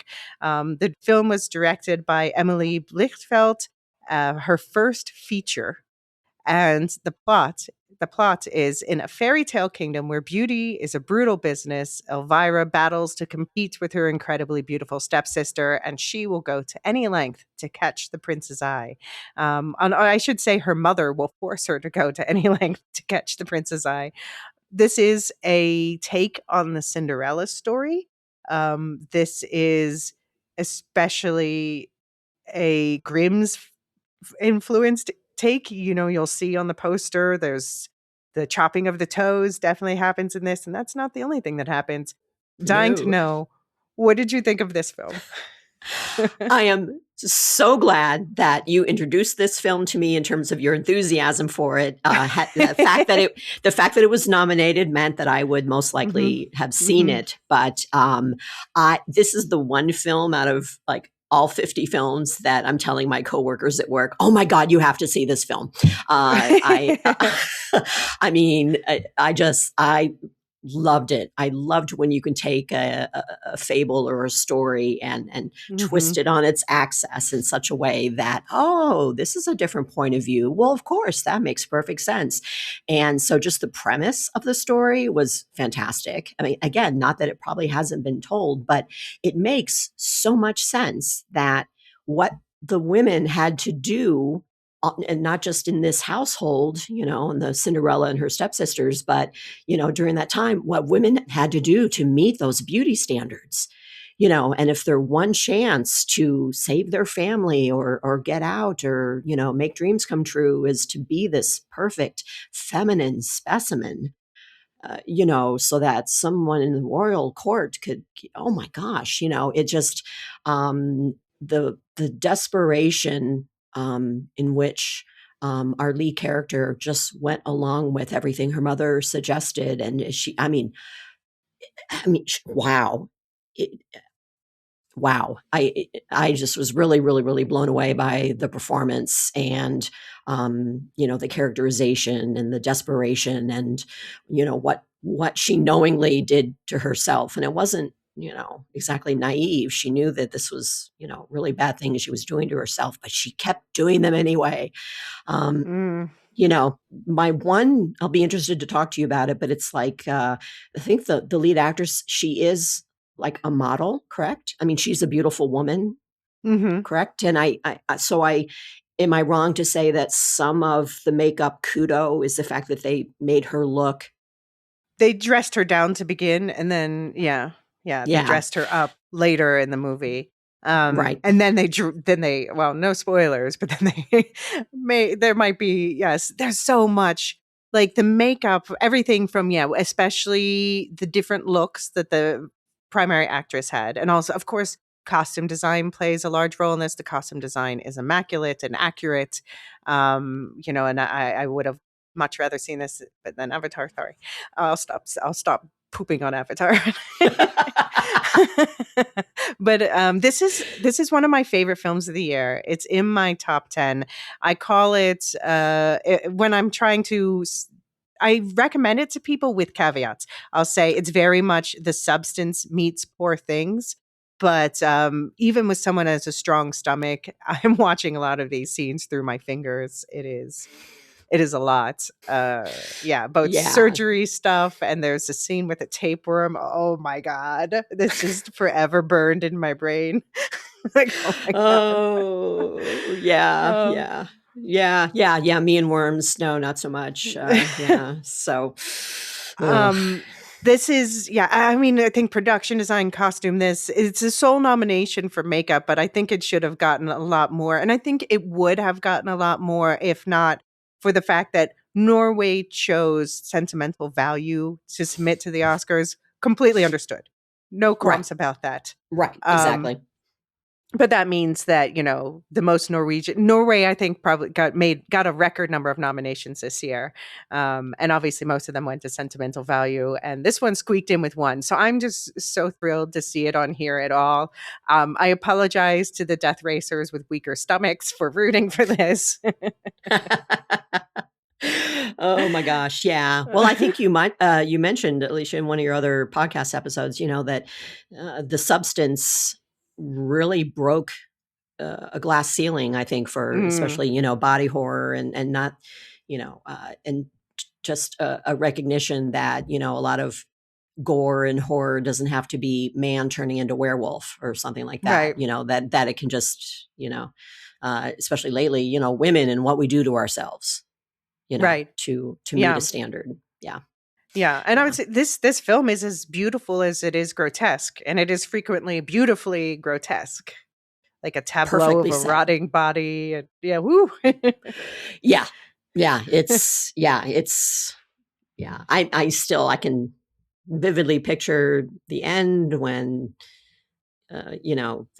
they're leaving, let's just say that, and it just it really was amazing. It really is remarkable. Again, would have loved to have seen the Bake Off, and Hmm. I'm sure that I'm I'm sure this thrilled. killed, I'm literally. sure, yeah, ha ha ha, yeah, definitely. But yeah, but based on your kudos, I was expecting again, kind of like the substance level Hmm. of body horror. Hmm. But no, it fit in with the story, and I don't know, it just really I responded to it the way I won't go down that path, but yeah, it's Hmm. interesting how some movies hit me in different ways, and this one just really drove home to me, like I said, what women do to themselves, Hmm. to be able to meet some sort of standard. Yeah, Yeah. brava. Yeah, if you want to see this for yourself, it's just under 2 hours long, an hour and 49 minutes, and it is streaming on Mubi, and I think it's also streaming on Shutter in the US, but I heard that on It's on Shutter it's Hulu. dubbed. Oh, it's on Hulu. No, Is it's it? on Hulu. I saw it on Okay. Hulu, and it Oh, is that's dubbed. good. It's Oh, dubbed. okay. There's no subtitle options for Option. it, but yeah. Okay. So you have some options to watch it. Would personally, I mean, I'm a subs over dubs girl. Me Obviously, too. it's not everyone is, so take that for what it's worth. But the original version is Norwegian, so I have no idea. Did you watch the dubbed version? Um, I can't remember because I Okay. just watched. Yeah, I don't All right. remember. So then it didn't, if you did, it didn't stand out to you as being egregious. Because I know sometimes movies are ruined by dubs not being as good as the original.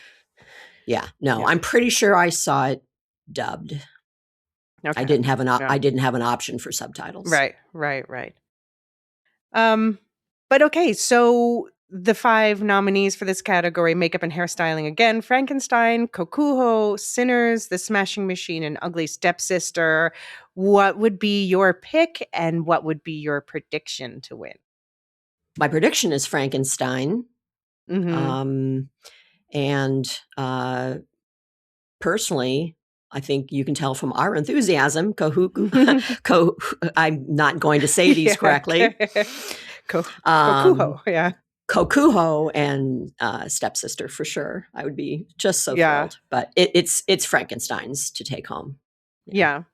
I mean, I think Frankenstein is, yeah, the most likely a worthy winner, unless it's caught up in some sort of sinner sweep, which also I wouldn't have an objection to. yeah. The only one, like, obviously, the Smashing Machine we're least enthusiastic about, but I'm so glad to see Kokuho and the Ugly Stepsister here, and would be thrilled to see either of them win, just to break the expected. I think you and I are also a bit team chaos. Like, Yeah. let's not Oh let the yes. same Yeah. films win everything. As much as Please. Sinners is like one of my favorite films of all time now. Right. And I Yeah. love, Exactly. obviously, Frankenstein, but yeah, Yeah. I But love yeah. to No. see these. Yeah. There'll be if either wins, you'll hear a shriek heard around the world that it's coming from Akron and from Amsterdam. That will Right. be so excited. Yeah.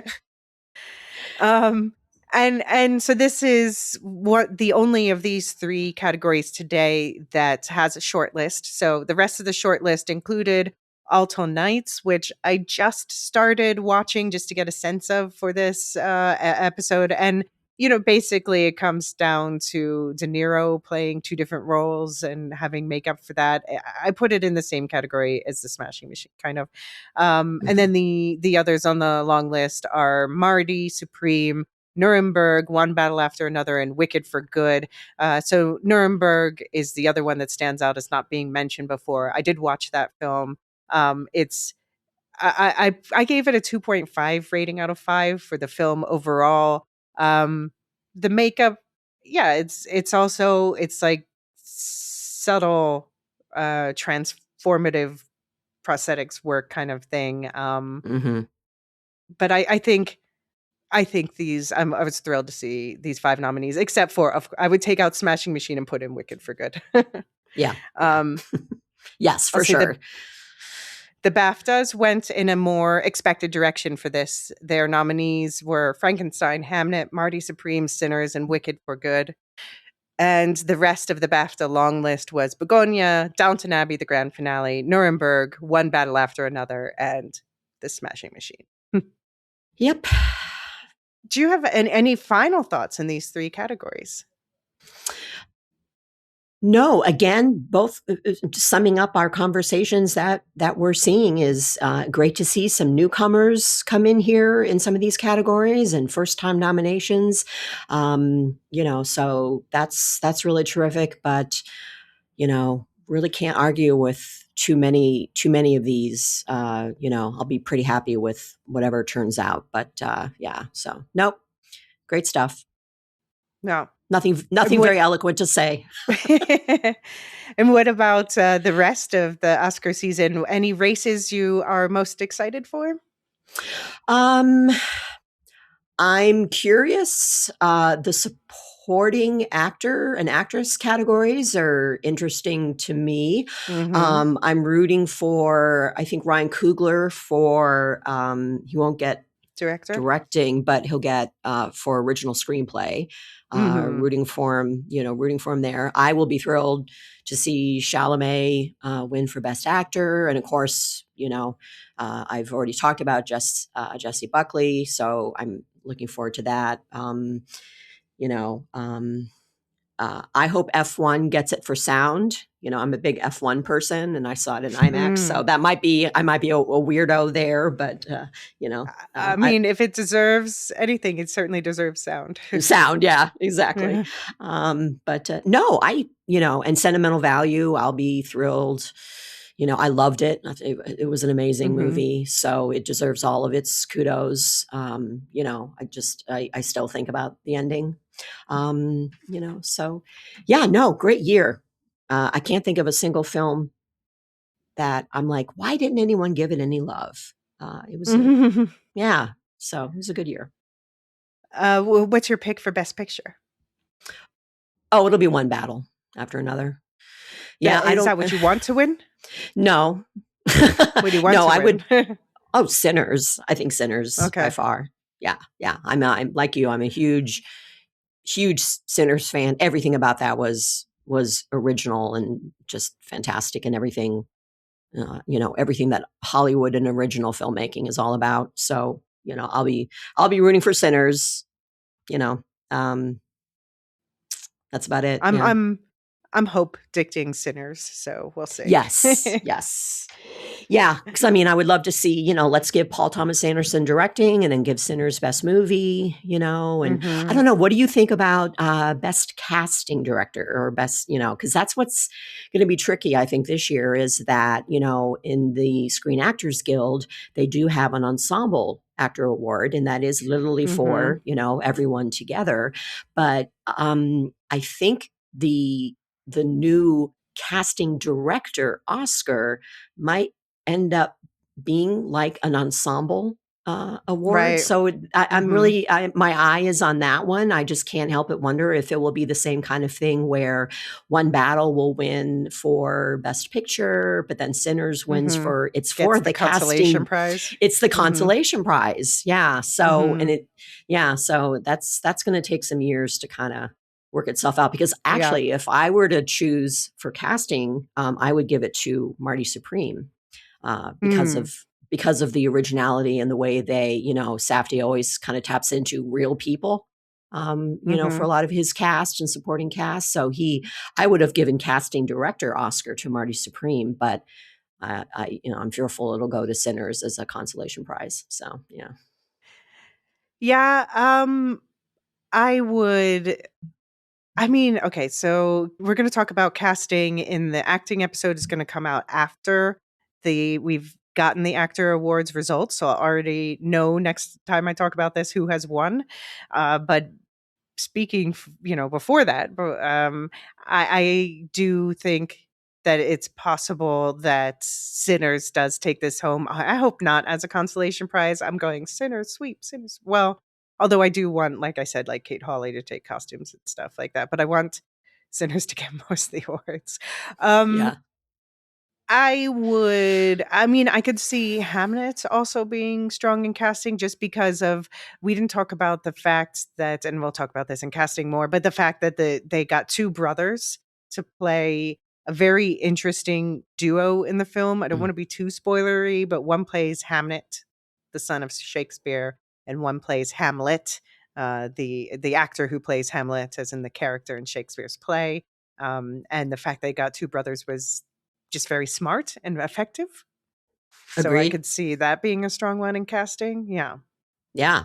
Yeah, definitely. So yeah, that's going to be an interesting category to watch because there's definitely there was a documentary film, I think maybe it's on Netflix or HBO, that was basically the pitch for why there should be an Oscar category for casting, and to look back and see the impact that these casting directors have made on so many careers and on so many movies and on so many films. I mean, what they do is very, I mean, that's a talent. I mean, talk about art versus science. I think that definitely leans more towards an art and having an instinct, and going to plays and seeing a wide variety of things and just being able to and notice things about people that others would don't. So it's a worthy category for sure, but yeah, Hmm. I think it's going to be treated more as an ensemble award for a little while. I don't know. We'll see. Right. Right. All right. Well, we'll see how it all pans out. And I hope that you'll send in voicemails and things like that. I know you'll be participating in the award season channel on Discord. So we'd love to see any other listeners who are interested in chatting with us about all of the above and the rest. Or if you're not a Discord person, you can send your feedback to Lorehounds at thelorehounds.com. You'll find those links in the show notes. But yeah, we'll definitely check in with you on your thoughts more as the season unfolds. Lisa, I hope you'll share them. You shared some voicemails last year that were a lot of fun. So, Great. Will do. all right. Well, thank you so much for sharing your expertise and insights today. All right. It was wonderful talking to you. Go Sinners. Thank you again, Lisa, for that excellent conversation. I hope everyone at home enjoyed it as well. If you did, then you would do us a huge favor if you left a kind rating or review wherever you're listening, or if you sent this to anyone else who you think might enjoy learning more about the prettiest categories in the Oscar season. We'd also love to hear from you directly and include your thoughts in future conversations about these awards. You can send them to lorehounds at thelorehounds.com or go to the contact form on the website, and you can even leave a voicemail. Now, since Lisa and I have recorded, the BAFTAs have aired. So, as expected, Frankenstein swept these three awards at the BAFTAs. I did a little tally of all the precursors of all these nominees, and it's just not even close. When it comes to production design, Frankenstein is far in the front with 10 wins so far and 2 times honored elsewhere. 2 of those wins, including Critics' Choice and the BAFTAs, the 2 of the biggest. Only missed once, and there's still 3 pending. 4 pending. Oscars, Satellite Awards, Saturn Awards, and Art Directors Guild Awards. And the only other one that comes anywhere near that is Sinners, with 5 wins, 3 times honored, 8 misses, so that means it did get a lot of nominations, and the same 4 pending. None of the others come close, although they are often nominated for the same awards, with the same ones pending. On the costume side, Frankenstein again dominates with 8 wins, 1 time honored, and yeah, it won the BAFTAs, it won the Costume Designers Guild Awards, it won Critics' Choice. It hasn't missed a single award that it's been nominated for on the costume side, and yeah, with 3 pending, the Oscars, Satellite Awards, and Saturn Awards. The Satellite and Saturn Awards are smaller comparatively award shows that are held a week before the Oscars on March 8th this year. But yeah, nobody came even close. Sinners was the next closest with 2 wins and 2 times honored, 9 misses, and the same 3 pending. And then Makeup again. It's Frankenstein with Sinners in second place, where Frankenstein won BAFTA Critics' Choice, 6 wins in total, only missed won with the same 3 pendings. Sinner, in comparison, has 3 wins under its belt with 5 misses and the same 3 pending. And the others aren't even close. I would say the other 3, Smashing Machine, Kokuo, and The Ugly Sister, were just kind of under the radar, especially the last 2. Kokuo has only been nominated for 1 makeup award that I could find, and that's the Oscar. So it's a bit of a wild card in there. The Ugly Stepsister has only been nominated for 1 other award, which it won. It won the Amanda Award, which is the premier Norwegian film award. So it's 1 for 1. Yay, The Ugly Stepsister. Hope lives. We'll see. Honestly, I'd be happy, as I said, for anyone in this category except the Smashing Machine to win. But we shall see on March 15th. That is when the Oscars air. In the meantime, there's going to be a bunch more coverage. The next up will be the international category with Mexican film critic Hector. We have already recorded that, had a nice deep discussion about the 5 films nominated and some of the other greatest international films of this year, of 2025, And that will be followed by the documentaries category over the weekend with, again, Rebecca June, a documentary editor. And I'm going to be recording 3 more next weekend, music, animation, and the tech awards. So they're going to be coming out faster as we approach. We're just a few weeks away from the Oscars now. In the Lorehounds main feed, of course, there's lots more going on. There's weekly coverage of The Pit, and apparently David and John have decided to go a little deeper, lean more into The Pit coverage. So there's going to be more deep dives. And we still are just wrapping up our last week of the A Night of the Seven Kingdoms cross-feed bonanza. My deep dive with John will be out within a day after this one comes out, I believe. And watch out for the deep dive into the new 28 years later, the Bone Temple movie, which is now out on video on demand if you want to catch up on your watch. And Supercast and Patreon subscribers just got our second breakfast about frozen foods and discussing all the shakeups at Disney and everything too. And this is Diane Keaton month. Because of some travel, I think the Diane Keaton episode, which is going to be Annie Hall, is going to come out beginning of March. But fear not. If that's all not enough content for you, you can check out our affiliates. You'll find links to all those podcasts and to the Discord and other things in the link tree in the show notes. Check out Radioactive Ramblings is also involved in the extended A Night of the Seven Kingdoms coverage, and they're also kicking off their new movie review season. It's called the Newlywed Games, and it's just a whole hodgepodge of quite interesting, a lot of good movies on the list this season, but I'll let them explain for themselves in their episode what the theme is and how it all works because it's so complicated. Do also, of course, check out Radioactive Rambling, just wrapping up the Fallout season, Never Mind the Music with their psychology and music dives into some of the greatest songs ever written, coming out like clockwork.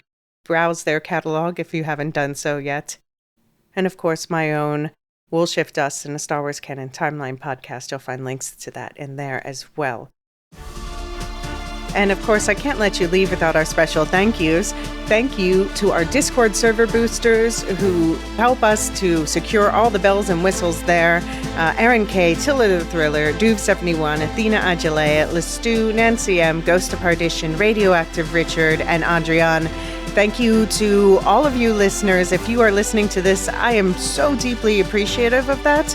I have to, of course, especially thank our subscribers, and most of all, our highest tier, the Lore Masters. We literally would not be able to keep going without you. So Martian, Michael G, Michelle E, SC, Peter OH, Nancy M, Duve71, Brian 8063, Frederick H, Sarah L, Garrett C, Andrew B, Kwang Yu, Nathan T, Sub-Zero, Aaron K, Dali V, Mothership 61, Gnarls, Kathy W., Liz Stu, Jeffrey B., Elysia U., Ben B., Scott F., Stephen N., Julia F., Carly S., Ilmariel, Paul K., Rocky Zim, Jessica A., RedZippy, the TCS, Dopamini, Catch It, Ellen R., Mrs. Tennant, AC Wilson, Eli W., Cassie K., Chumbarooney, Katia, Josh Liu, Paint and PDX, Corey G., Quinch, and always last, Adrian. Thank you so much again, and for the next few weeks, may the Oscars be with you.